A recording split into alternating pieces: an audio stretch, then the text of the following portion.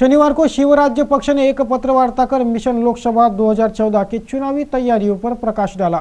शिवराज्य पक्ष पूरे 48 सीटों पर चुनाव लड़ेगा, यह जानकारी ब्रिगेडियर सावंत ने इस पत्र वार्ता में दी। ब्रिगेडियर सुधीर सावंत द्वारा स्थापित शिवराज्य पक्ष महाराष्ट्र के पूरे 48 सीटों पर चुनाव लड़ेगा। ये घोषणा ब्रिगेडियर सावंत ने शनिवार को एक पत्र वार्ता कर दी। नरेंद्र मोदी, राहुल गांधी समेत तमाम नेताओं को भांडवलशाही व्यवस्था के दलाल करार देते ब्रिगेडियर सावंत ने दावा किया कि वे इस भ्रष्ट प्रणाली को उखाड़ फेंकने में सक्षम हैं। भ्रष्टाचार, अपराध, गरीबी को खत्म कराने शिवराज्य पक्ष लोकसभा 2014 के चुनावी मैदान में ताल ठोके उतरा होने का दावा भी उन्होंने इस पत्र वार्ता में किया। त्यामुळे आम्हाला भ्रष्टाचाराचा लढा देताना दोन गोष्टी मुख्य आहेत। एक मुख्य आहे की आम्ही तंत्रज्ञानाचा वापर करणार।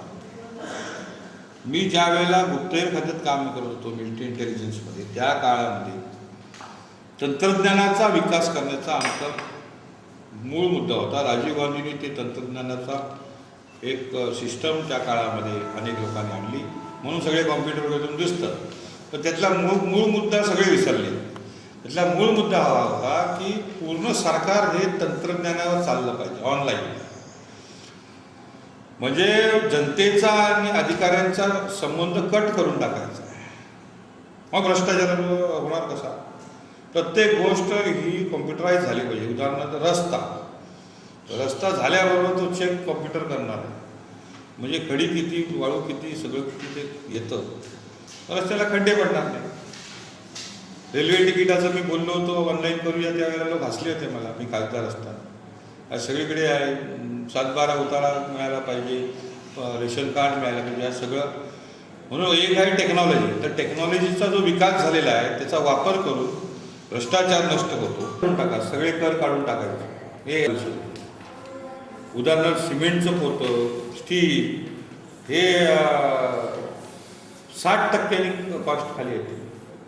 प्रत्येक गोष्टीत तुम्ही कर बघितला, एक्साईजपासून सगळा, तर जवळजवळ प्रत्येक गोष्टीत कमीत कमी 50% कर आहे। त्यामुळे तो काढल्यानंतर मग गव्हर्नमेंटला पैसा कुठून मिळणार? तर 2% transaction tax, bank transaction tax. 2000 रुपये क्रेडिट झाल्याबरोबर बँकेत 2% त्यातले काढण्यात येतील ऑटोमॅटिकली, आणि तो गव्हर्नमेंटला जमा होणार। आणि म्हणून हा करत असताना काळा पैसा नष्ट होण्यासाठी आम्ही काय करतो, 500 आणि 1000च्या नोटा नष्ट करायच्या। म्हणजे आता जर करत नसेल तर कर चुकवणार कोण आणि काळा पैसा निर्माण कसा? तरी काळा पैसा निर्माण होणार आहे कुठून?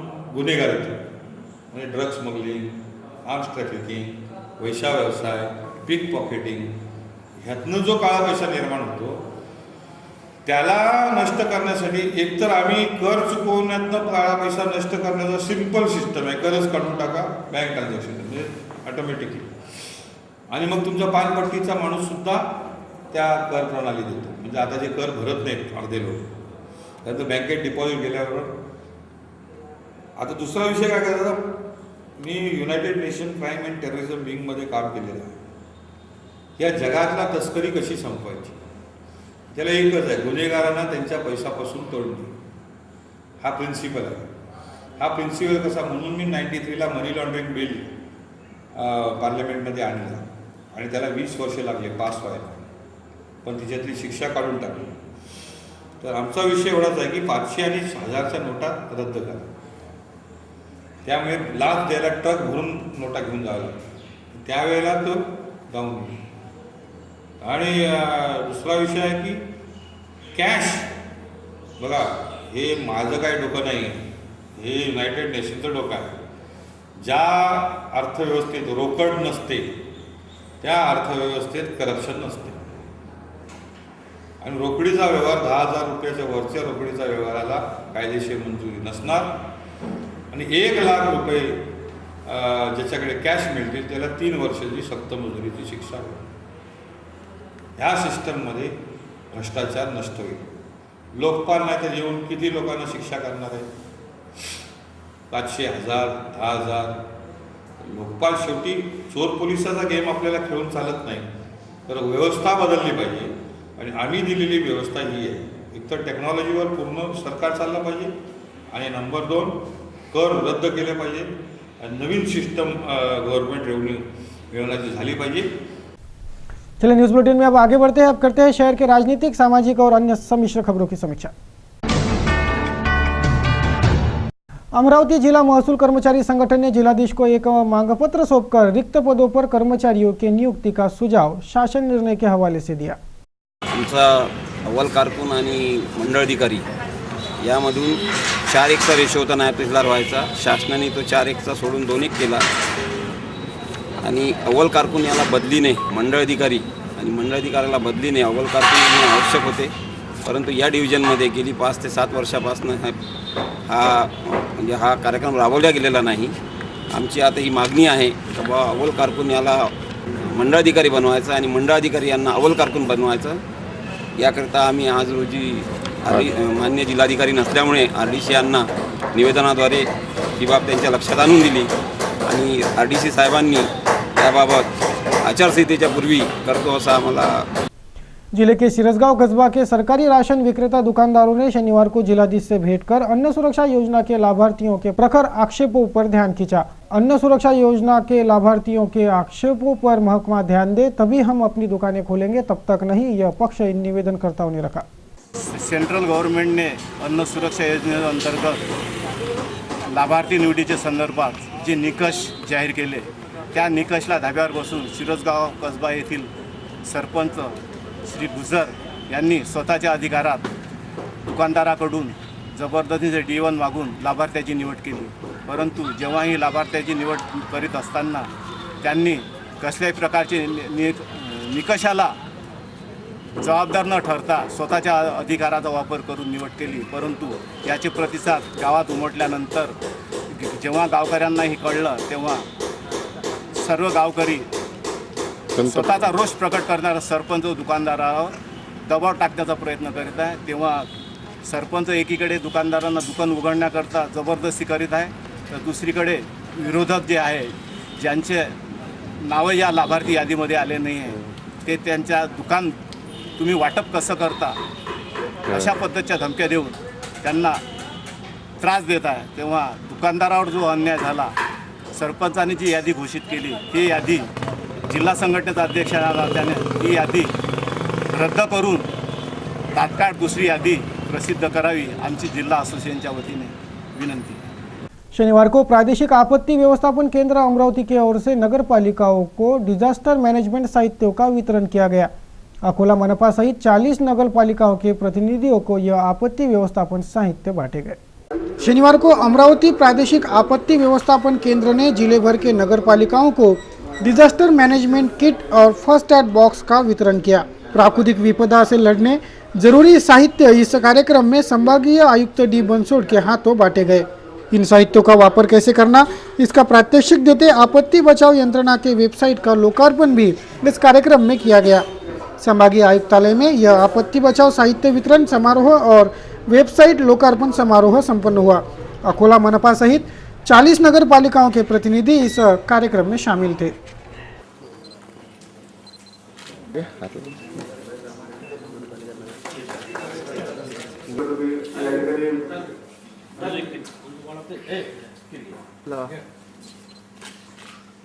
आयुक्त महापालिका अमरावती यांना या विभागातील नगरपालिकांच्यासाठी नोडल ऑफिसर म्हणून या कामासाठी दिलं होतं। त्यासाठी प्राप्त झालेल्या निधीमधून या ठिकाणी सर्व नगरपालिकांना एक डिझास्टर मॅनेजमेंट किट आणि फर्स्ट एड बॉक्स प्रत्येक नगरपालिकेला देण्यात येत आहे। त्याचं या ठिकाणी आपण रितसर वाटप केलेलं आहे। अशा प्रकारचे अग्निशमन दल असण्याची गरज आहे, त्याप्रमाणे स्टाफ जो आहे त्या ठिकाणी तो पण असण्याची गरज आहे, ट्रेन स्टाफ असण्याची गरज आहे। तर आपत्तीच्या प्रसंगी आपल्याला आपल्या भागामध्ये ग्रामीण भागामध्ये त्या अग्निशमन दलाचा जो तो फार चांगल्या प्रकारे उपयोग आपण करू शकतो। जास्तीत जास्त इक्विपमेंट्स आपण विद्यार्थ्यांना देऊन त्यांना सुसज्ज केलं तर आपल्या भागातील नागरिकांच्या जीविकाचं त्याचप्रमाणे त्यांच्या मालमत्तेचं रक्षण जे आहे ते आपण चांगल्या प्रकारे करू शकतो आणि सेवा त्यांची या माध्यमातून जी आहे ती करण्याची संधी आपल्या सर्वांना। शहर के नवसारी स्थित महर्षि पब्लिक स्कूल में शनिवार को एक दिवसीय विज्ञान प्रदर्शन का आयोजन संपन्न हुआ। 250 बाल वैज्ञानिकों ने इस प्रदर्शनी में अपने अपने वैज्ञानिक मॉडल रखे थे, जिन्हें निहारने भारी भीड़ उमड़ी थी। बालकों के वैज्ञानिक क्षमता को बढ़ावा देने आयोजित एक दिवसीय विज्ञान प्रदर्शनी का आयोजन शनिवार को शहर के नवसारी स्थित महर्षि पब्लिक स्कूल में संपन्न हुआ। कक्षा 1 से 9वीं तक के 250 बाल वैज्ञानिकों ने अपने अपने वैज्ञानिक मॉडल्स इस प्रदर्शनी में रखे थे। इन वैज्ञानिक मॉडल्स को देखने पालकों की भारी भीड़ उमड़ी थी। यह आयोजन छात्रों को साइंस के प्रति जिज्ञासा पैदा करने हुआ होने की जानकारी इस वक्त दी गई।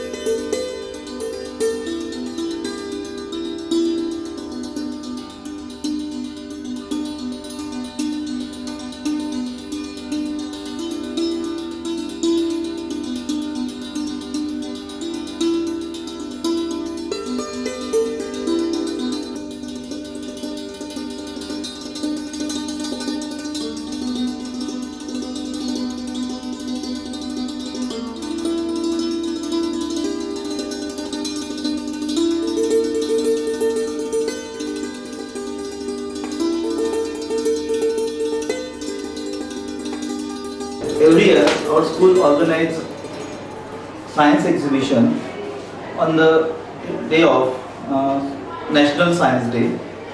This year also, this exhibition also helps to encourage and to increase the ability of science about the science.